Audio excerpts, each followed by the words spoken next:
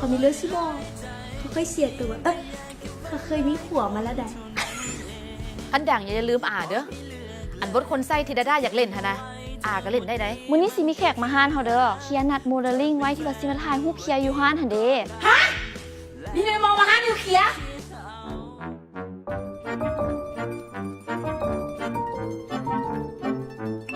เอาตามมันเด้อว่าติโตมั่นใจบ่นี่บ่ เป็นยังอย่าบอกได้ว่าปอดฮะบ่ได้ปอดแต่มันสิโอเคว่ะเตยเฮ้ยเตื่อยว่าโอ้กับโอ้ตัวซื้อเฮาได้แม่ผู้หญิงน่ะเขาเจ้ามักเซอร์ไพรส์หญิงอันใดที่คาดบ่ถึงมันเทศให้เขานั้นตื่นเต้นประทับใจเล้าใจด้วยพอเอาเก่าต้องจังสันมันโออยู่แล้วเฮาลงทุนเป็นลายได้เพื่อสิขออายเพิ่นได้นะเนาะอายสั่งพาเมื่อสิมานำแต่ว่าถ่ายรูปบ่เป็นได้ถ่ายแบบใดแสงหยังก็เบิ่งบ่เป็นอยู่กับเตื่อยมันบ่มีหยังยะทุกปัญหามีทางออกเสมอเนาะอายไปบ่นี่ไปดี very good not very bad and so sad let's go make it down ไปจักบ่ที่บ่เนาะแต่บ่ต้องเป็นห่วงไป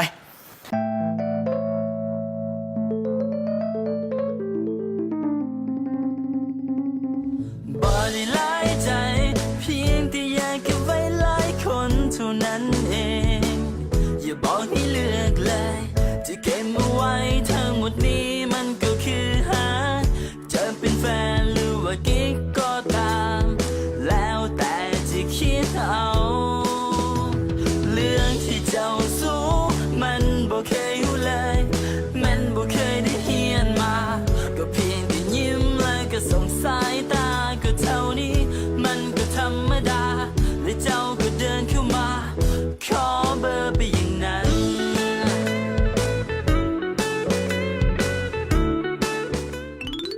ดาราเข้ามาเซลฟี่กันเล่นไปอยู่ดารามาเบิ่งดูเข้าได้เบิ่งเอาไปจังไดยังรอแต่ว่าเฝ้าอีกอันเพราะว่าเบิ่ง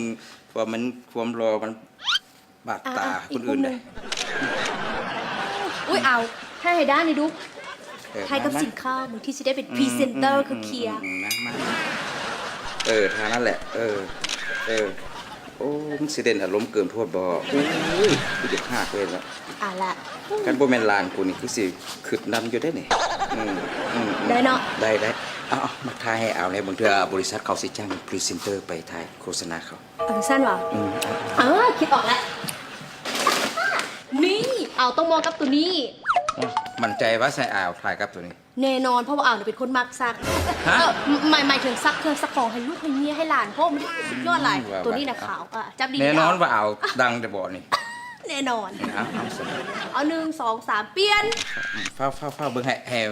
เอาแอคดีๆก่อนไหมเสร็จแล้ว1 2 3เปลี่ยนได้แล้วบ่เซนดีเปื่อยพักกันมาจะใช้นี่คือว่ามีอุปกรณ์ถ่ายรูปมาครบกันบ่จังสิก็พาแซนดี้มาเฮ็ดเวียกนี่ล่ะถ้าบิ๊กก็สิให้แซนดี้มาคนเดียวได้แต่ว่าเวียกนี้แซนดี้คือสิครับแต่บ่ได้เพราะว่าจุนัยทุกคนน่าสิสงสัยเตือก็เลยอาสาพามาแนะนำให้ก็เป็นตาสงสัยแท้เบิ่งอุปกรณ์การถ่ายรูปครบหมดแม่นให้เลยเป็นตาสงสัยอีหลีคือแซนดี้นี่เราเป็นมือกลองจากโมเดลลิ่งที่จะมาถ่ายรูปให้นิวเคลียร์มือกลองจากโมเดลลิ่งแม่นก็ที่ติดต่อไว้นั่นแหละพอดีแซนดี้เพื่อนมีความสามารถเรื่องการถ่ายภาพระดับมือโปรเลยได้นี่ทางบริษัทเจาะจงเอาแซนดี้คนเดียวเลยโอ้ดีห่วยคันคนกันเองแบบสิถ่ายรูปกันได้หมดทุกคนที่นี่แมนแล้วเต้ยบ่ได้ช่วยเวียกแซนดี้หรอก็คือว่าล่ะเต้ยก็เบิ่งอยู่นี่ล่ะว่าไผสิมีแววได้เป็นดารา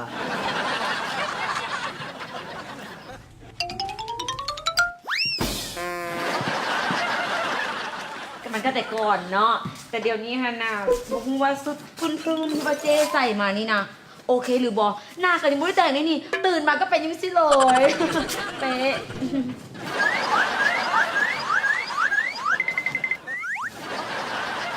เฮ็ดยังไงเพื่อนจุกจิกเป็นคนก็ได้เด้อเดี๋ยวถ่ายเคลียร์แล้วก่อนแล้วจุกจิกไปถ่ายเนาะ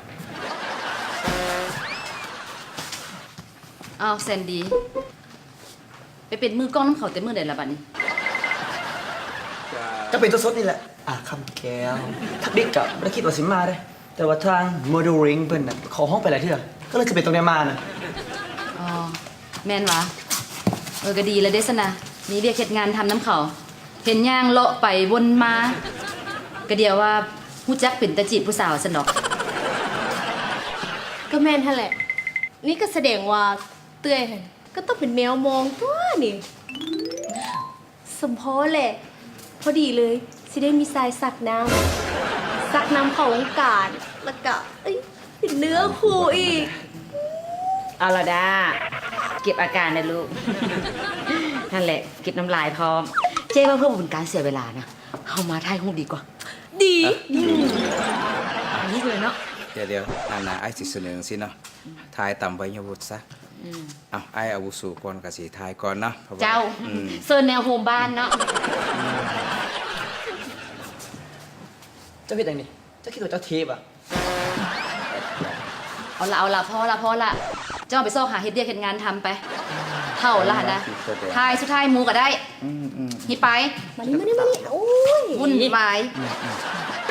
นี่เดาเขามาจกสลัดกันนี่บอว่าผู้ที่สิได้ทายก่อนทายหลัง ก็ดีได้แต่ว่าเจ๊ว่าเขาจัดคิวตามความงามปะ แต่ว่าเจ๊ขนาดยังไม่ได้แต่งหน้าปานนี้แต่ว่าคันจับคิวความงามนี่เจ๊คือสิได้ก่อนหมู่วุ่นวายสายขมวดนี่ได้ไปไกล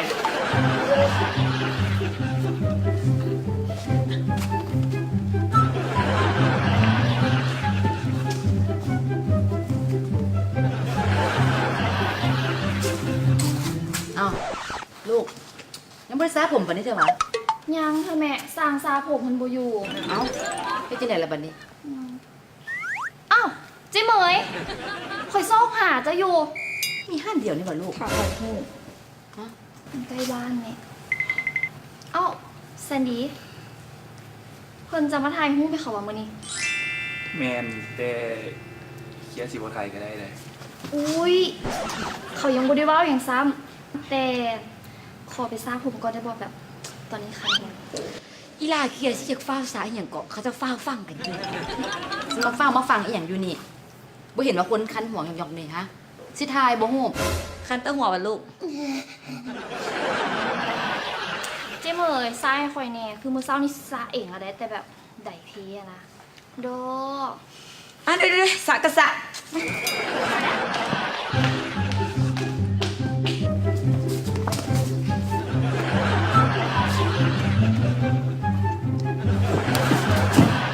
สนับสนุนโดยเคลียร์เย็นสดซื่นคันแคร์บกลับมาอีก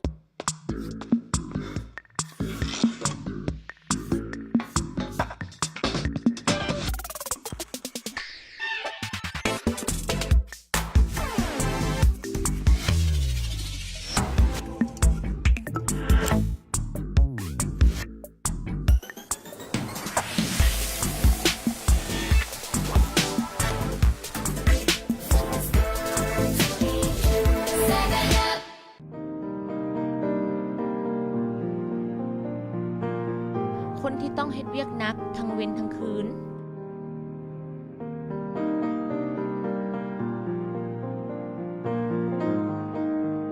ไกลมั่นใจในน้ำยาหยอดตานิววีโรโตที่มีสารคอนไดตินซูลฟัต วิตามิน B6 และกรดอะมิโน ช่วยเบิงแย้งดวงตา บรรเทาอาการเมื่อยและคันตา เพื่อสุขภาพดวงตาที่ดี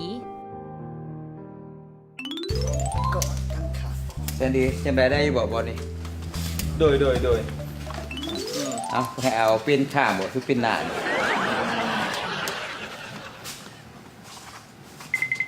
สิแหละคนมันรอเลือกบ่ได้ อยู่มุมใดก็สิรอเนาะสิได้บทพระเอกไงไว้นี่ได้นี่ เต้เขาบอกว่าไปทายอยู่มุมนั้นบอกมันมีต้นไม้ดีนะ ไปรถคนเดียวนะไปเชียบเรียก ก็คักอยู่ได้นี่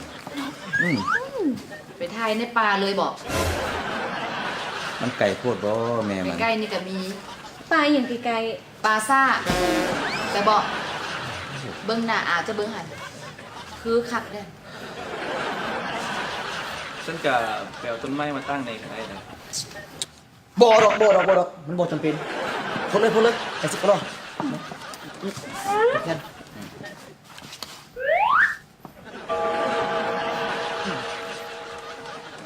โอ้เอาหักแล้วบ่นี่เอาจะสุดคิดอะไรนี่เนาะ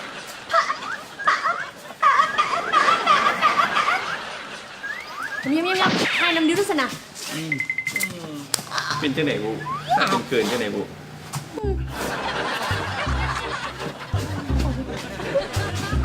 นี่ก็มาไหม เอ้าสามคือมือ สามข้องเป็นจังไดเนาะนี่เนาะแมนบ่เนาะนี่ บ่ได้เป็นหยังงามแล้ว ว่า แต่ว่ามีความแน่ใจเอาไหม จังไหนเนี่ยเอาเบิ่ง ออกไปก่อน จริงเบิ่งเอ้าเบิ่งสิไม่กดโอ้เบิ่งโอ้ยไปเอาจวดไปเลยเอาสนามจวดไปเลยออกไปก่อนดิใครต้องอาบไปลูก จริงเบิ่งแน่คนกี่แฮน่ะ มาเบิ่งดูอ่ะมาเดี๋ยวเอามาคายมันกันเลยซะเอาจริงจวดยาวไปเลยอ่ะ เอาแกนสัตว์เอาสัตว์ขาดเลย เกิ เนาะ นราคาพูดบ่ได้บ่ ได้บ่ ได้บ่ลูกเอาเป็นจังไดเบิ่งดู ครับได้แต่คนเลือกได้ปานใด ว่าโอ้โหมันขาดคายจุงจริงนี่บ่ ทะเลเอาไปไหม อะไร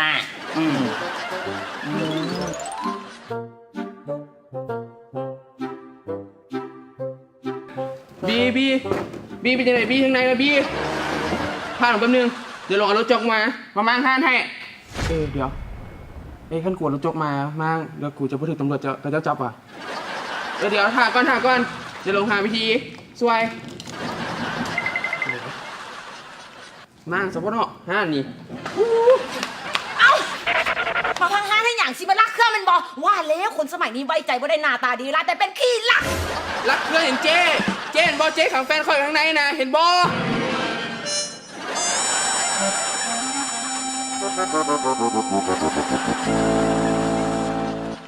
เอ้าแม่นวะ แมน สิพากันไปยัง พวกคอยจะพากันไปถ่ายพรีเวดดิ้งแล้วจะมาขังแฟนคอยสิแล้วคอยจะไปถ่ายกันจังใดแต่กล้องก็จะกลับหมดแล้ว บอกเป็นอย่างเดี๋ยวแต่งกับเจ๊ก็ได้นะไป เจ๊ยังจะลิ้นอีกยิบไข่ไว้ ถ้าแหละเจ้ลูกไข่ก็ซ่าเสียวตัวไหนเขาว่ากัน เดี๋ยวคือก่อนเดี๋ยวว่ากระแจมันอยู่ใส่เอาดูมากันแบบนึงอ๋อโอเคอยู่นี่ เดี๋ยวชิบตายกันบ่นะ บ่ตายดอก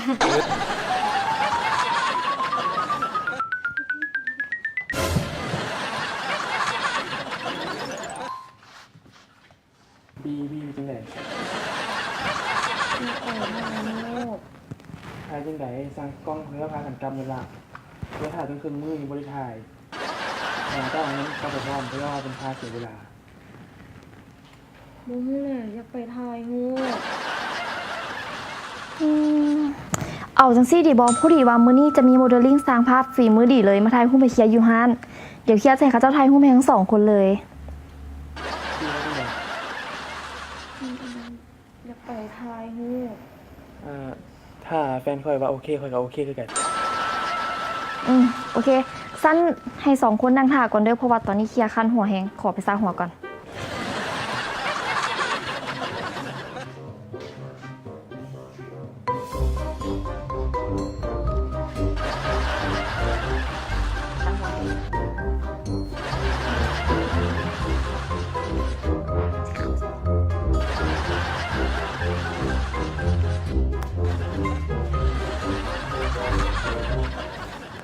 สนับสนุนโดยเคลียร์เย็นสดซื่นคันแคร์บกลับมาอีก ผงของทานสามารถทนต่อการตรวจสอบความเสียหายสูงสุดบ่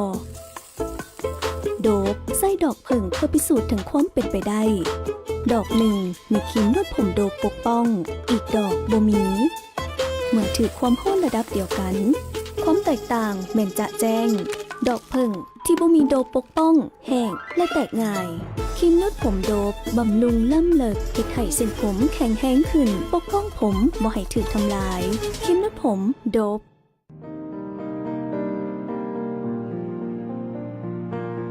คนที่ต้องเฮ็ดเวียกหนักทั้งเว้นทั้งคืน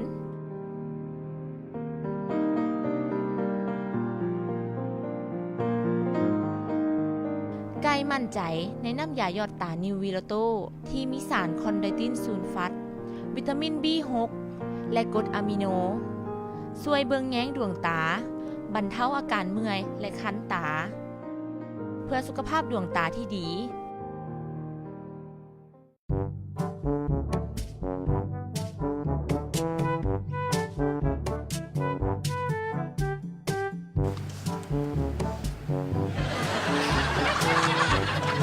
เจ้าวันละนั่นนี่ล่ะ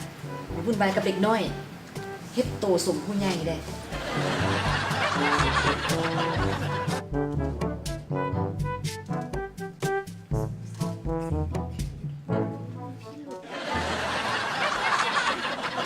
เขาต้องเก่งเรื่องแซนดี คนงามนะท่ายจะไหนมันก็งามแม่นบ่เตือน โดย ขอพักก่อนได้ปะ ได้ไป เอ้าบุไทยฮุกละ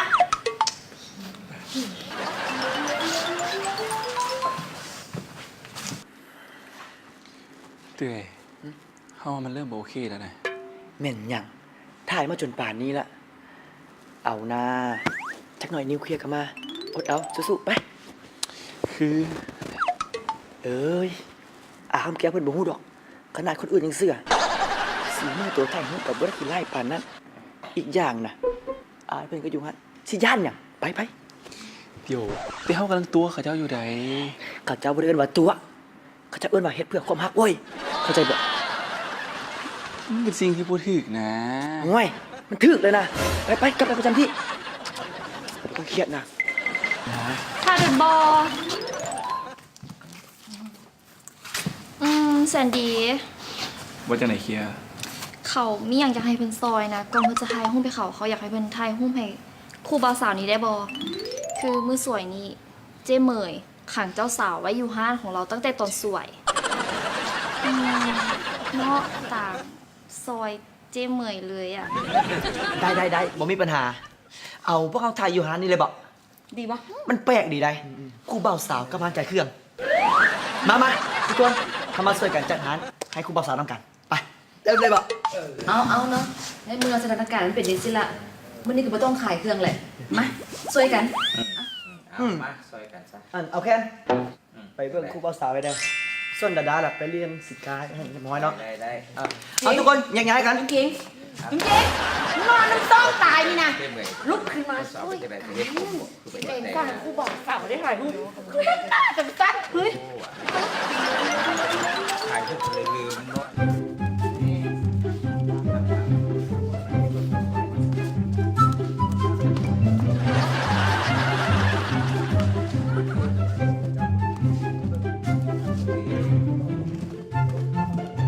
ทุกคน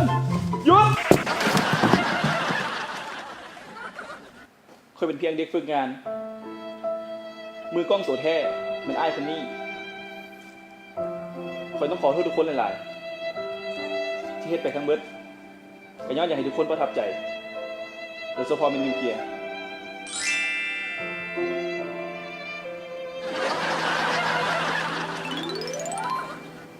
เอาละคนเฮากล้าเฮ็ดผิด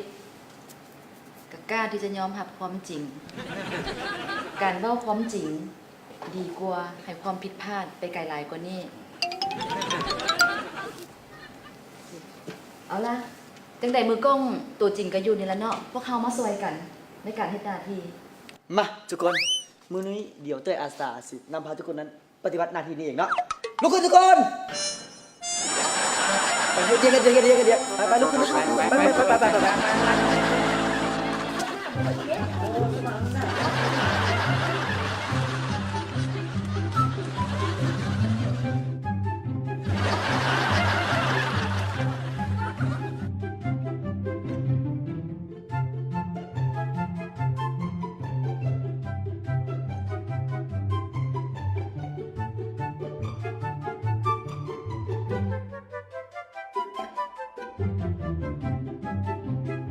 เขาบอกแล้วมันบอกว่าอย่ามานางใกล้เขาป่านนี้ครูบ่าอยู่แบบติดนำมาบ่จัก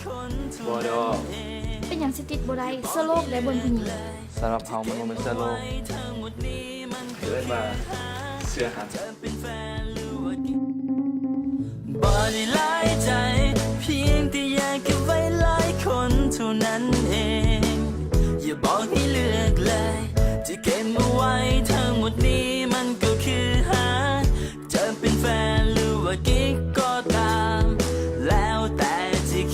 เอา